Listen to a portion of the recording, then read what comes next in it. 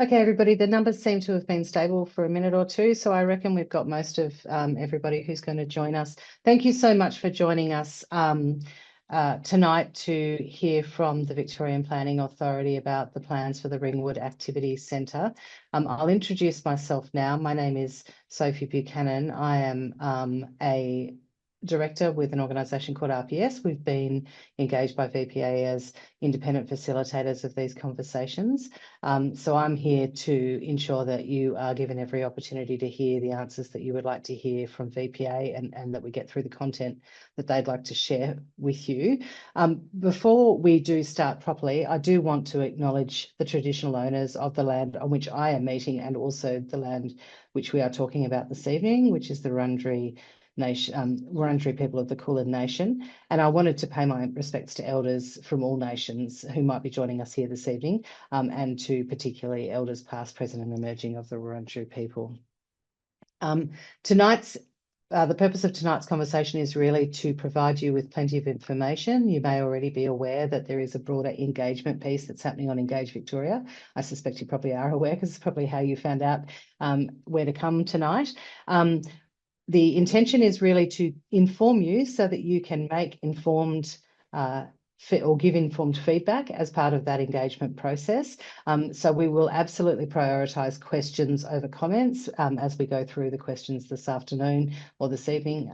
If you do have comments and we have got time, we may read some of them out, but really we are going to emphasise those questions and making sure that people have the right information that they need to make meaningful contributions to the consultation project.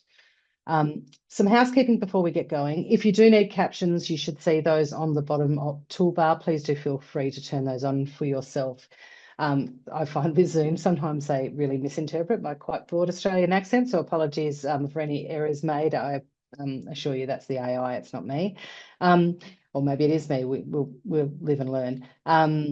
The session will be recorded this evening, so anybody who can't attend can go back and watch, or if you want to go over the presentation again. I do want to be very clear, though, that it's only the presentation that we'll be recording. We will be capturing the Q&As and making sure that we do answer everything, including anything we don't get to tonight will be written up, and anything we do get to tonight will be written up and published on the Engage Victoria page, so that if you didn't have an opportunity to take everything in tonight or you can't stay for the whole session, you will have an opportunity to review those Q&As later. You won't be identifiable in tonight's recording. The way we've set up the webinar through Zoom, you will notice that your cameras and mics are set to off. We can't see a list of your names unless we deliberately look for those, and we will not be including that list of names in the recording that goes online.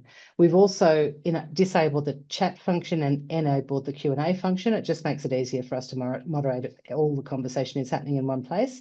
You will be able to interact absolutely at all points through the presentation and in the question and answer session at the end through the Q&A function to the bottom right of your screen. If you do have a question as we go through the session, please do pop it in there and we will come to it after the presentation portion of the session.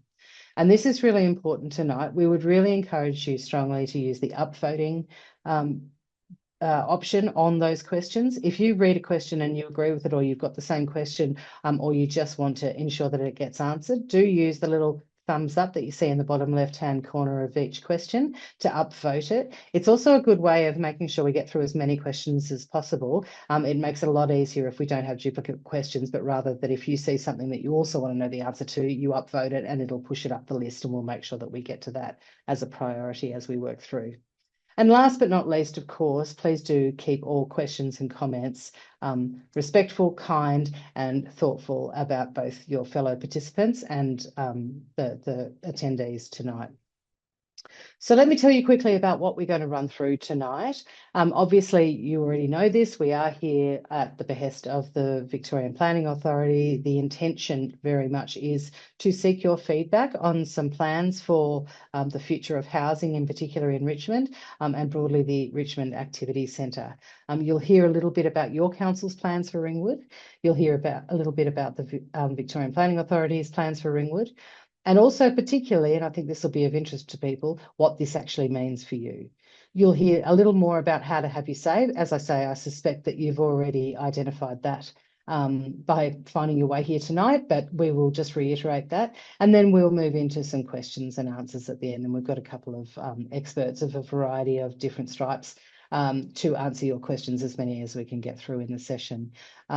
We will kick off now. I'd like to introduce Zoe Efron. Zoe is going to take you through the overview, the presentation, and then we'll come to some questions. But I can see you're already popping some questions in there. Do continue to do that and upvote them as we go. Over to you, Zoe. Thank you very much, Sophie. Hi, everyone. My name is Zoe. I'm from the Communications and Engagement team at the Victorian Planning Authority, and I'll be talking you through a little bit about the Activity Centre program and our plans for Ringwood tonight. After which we are joined by Martina, who is the Director of Activity Centres here at the Victorian Planning Authority, and one of our Senior Strategic Planners, Layla, who will be helping me answer your questions. So first of all, what is this program? Why are we here? Well, we want to provide all Victorians with the choice of a well-designed home at an affordable price and in a place where they can thrive. And right across Victoria, not enough people have the chance to afford a home that is close to the people and places that they love. We believe that this isn't good enough and the status quo is not an option. So in September last year, the Victorian government released Victoria's Housing Statement, which is a bold plan to tackle Victoria's housing crisis. There are 39 different initiatives in the housing statement, and the Activity Centres program is one of them. This initiative is about building a future where every Victorian can afford a home that's right for them. And making sure that new homes are well located will allow us to maximise use of existing infrastructure and transport. So the starting point is to look for places where more homes can be built and the types of homes we need to suit all kinds of Victorians in all kinds of places. The role of the Activity Centres program is to enable 60,000 homes to be built close to services, jobs and transport in 10 initial activity centres across Melbourne. It's also about guiding investment in the things that a growing community needs, like improved streets and parks and community infrastructure. It's about creating clearer rules about the types of new development that we need, and also providing increased certainty to the community about what kinds of new development to expect in your area. Ultimately, we want to develop a process for creating clearer and simpler planning rules that can be rolled out across all of Melbourne's other activity centres. Which raises the question, of course, what is an activity centre? There are more than 130 activity centres across metropolitan Melbourne, and they range in size and service offering, but they're great places for more homes because they have a concentration of existing services, jobs and transport. The Activity Centre program will deliver plans for an initial 10 of these 130. Activity centres are great places for more housing, but they're so much more than that. They're vibrant places where people shop and work and connect with friends and family as well as live, and they're ideal places to access your essential daily needs. They range in size. Some are small neighbourhood local shopping strips, others are much larger centres with universities or major shopping malls. The initial 10 centres represent a range of different sizes and service offerings across Melbourne, including in inner, middle and outer suburbs. Ringwood is one of our 10 initial activity centres because we know that it's a great place to live. People come from across the eastern suburbs to enjoy its shops, cafes, restaurants and community services. Its leafy green parks, family-friendly streets and the Mullum Creek have been places for the community to come together for generations, and Ringwood Station connects the community to the city and beyond. All of these things make Ringwood and its surrounds a great location for more homes. You can divide our plans for Ringwood into two areas. There's the Ringwood Activity Centre and there's the surrounding catchment. The Activity Centre is where you'll find the highest concentration of jobs, services and public transport, and the catchment is the surrounding area where people live within walking distance of those jobs, services and transport. When looking at each of our activity centres, one of the first steps we took was to look at the existing plans for the area. In about half of our initial 10 centres, the local council already has existing plans that allow more homes to be built there, and Ringwood is one of those. Maroondah City Council has developed a plan for the Ringwood Activity Centre called the Ringwood Metropolitan Activity Centre Master Plan, which I'm going to call the Ringwood MAC for short. The Ringwood MAC allows heights between 4 and 20 stories in different places throughout the centre. We've been working with Maroondah City Council to review this plan to make sure that it can provide for enough new homes and the right kinds of outcomes that we want to see in our activity centres. Together with the council, we're proposing specific new rules for 3 sites within the Ringwood MAC area, which we're calling strategic development sites. These are large sites that have the potential to develop into mini precincts of their own, offering new housing as well as new walking and cycling links, open spaces, and high-quality building design. Our proposed new rules would put greater requirements on developers to consider things like pedestrian links, open space, and design when developing on these sites specifically. The new controls on these sites are in the draft revised Ringwood MAC. We're currently consulting directly with the landowners and neighbours of those specific sites to make sure we've gotten these new controls right. Otherwise, we know that the Maroondah City Council has done a lot of work to make sure that the Ringwood MAC can help deliver the new homes that we need while also considering the needs and priorities of the local community. Other than the upgrades to those strategic development sites, we do not plan to make any further changes to the planning controls in the Ringwood MAC, and we are not consulting on any other components of it. We're aiming to implement the revised plans by the end of this year, along with the rest of our activity centre plans. So if you would like to find out more about the draft revised Ringwood MAC, you can do so on the VPA website at vpa.vic.gov.au/Ringwood. The area highlighted on your screen now is the catchment area around the Ringwood Activity Centre. This is the area within walking distance of the local jobs, services and transport within the centre, although it is not a part of the activity centre itself. Unlike the plans for the Ringwood Activity Centre, which were prepared primarily by Maroondah City Council, the plans for the catchment have been prepared by the Victorian Government. Most of the catchment is in the Maroondah local government area, but some of it is in Mitcham within the Whitehorse local government area. When we were working out where the catchment should be and why it is in both of those areas, we first looked at places within roughly 800 metres or a 10-minute walk of the services and transport within the activity centre. We then excluded areas that are not appropriate to be in the catchment, like areas that are on the other side of a major barrier, like a creek or highway, that make it difficult for them to access the services or transport in the activity centre.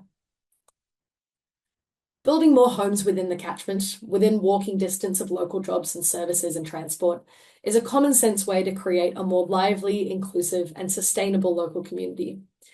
It will also provide an opportunity for more housing diversity, including high quality social and affordable housing.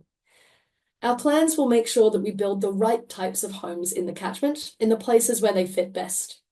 Small apartment buildings between 3 to 6 stories will be built here over time, mixed with townhouses and existing homes. Only the largest blocks of land in the catchment will be able to build up to 5 or 6 stories, and smaller blocks will only be able to build up to 3 to 4 stories. Some homes and buildings, of course, may not change at all. We've heard from the local community that vibrant places with green parks and local community facilities are important for supporting housing growth. Ringwood already offers a lot of community services and infrastructure, including schools, parks, libraries, and community centres, as you can see on this map. But as more people call Ringwood home, we want to make sure that the Victorian Government and Maroondah and Whitehorse councils can continue to invest in these things. We're exploring options for a new and simplified approach for funding infrastructure, and this new approach could provide direct contributions to councils and to the state government to deliver essential local infrastructure. We're seeking community input on the types of infrastructure that matter most to you to help shape what this new funding approach could look like. We have a question about this in our survey on Engage Vic, so if there are any specific upgrades to local infrastructure that you would like to see in your area, please do let us know there. We also want to reduce the barriers to building new homes and create more certainty for councils, for developers, and for communities. Within the activity centre, we're introducing a new tool called a deemed to comply standard, which will relate to things like building heights, street wall heights, and setbacks. If a planning application for a new building meets our new deemed to comply standards, it will benefit from a streamlined planning approval pathway, which could include the removal of notice and review requirements. And if a proposed new development within the Ringwood Activity Centre follows our clear new rules, the councils cannot use heights or setbacks as a reason to refuse the development. This provides more certainty and can prevent having to go to VCAT, which saves time and money. This streamlined new planning process is designed to improve investment conditions and get more homes built faster. However, it would only apply within the activity centre and not in the catchment. In the catchment, normal planning processes, including notice and review, will still apply. So how will Ringwood and the impacted parts of Mitcham change over time? Well, once our plans are in place, your local area will slowly change over the next few decades, providing the homes we need between now and 2051. We expect larger and unused blocks of land will develop first because they provide the best opportunities to deliver new homes the soonest. But other areas, like streets with lots of existing homes on smaller blocks, will develop more slowly or may experience very little change at all. So what does this mean for you? Well, first and foremost, our new rules do not require anyone who lives or owns property in Ringwood or Mitcham to do anything. Once our plans are in place, landowners in your area will have clear new rules to follow if you want to build new homes on your land. Each landowner can decide if and when they want to build new homes, and if you don't want to change anything on your property, you don't have to.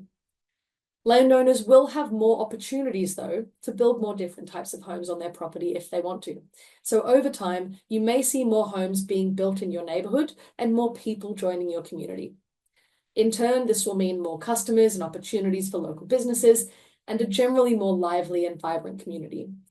Crucially, it also means that more Victorians will have the chance to find a home that's right for them. Your feedback is important, and now you have the chance to have your say. As I mentioned earlier, while we are making some updates to the Ringwood MAC, these are not the main focus of this consultation. We do want to hear from the Ringwood and Mitcham communities about the new things that we're introducing through the Activity Centre program. So specifically our plans for the catchment area, our potential new approach for funding infrastructure, and our streamlined new planning process. I know that was a lot of information, so everything I just ran through is also available on Engage Vic along with the draft plans, and a recording of this presentation will also be made available there. Once you've absorbed all that information and read about our draft plans, we invite you to have your say by completing our survey. The survey is open until the end of the day this Sunday, the 29th of September. Once our survey closes, we will analyse the feedback that we've received and use it to finalise our draft plans with the aim of implementing them by the end of this year. Back to you, Sophie.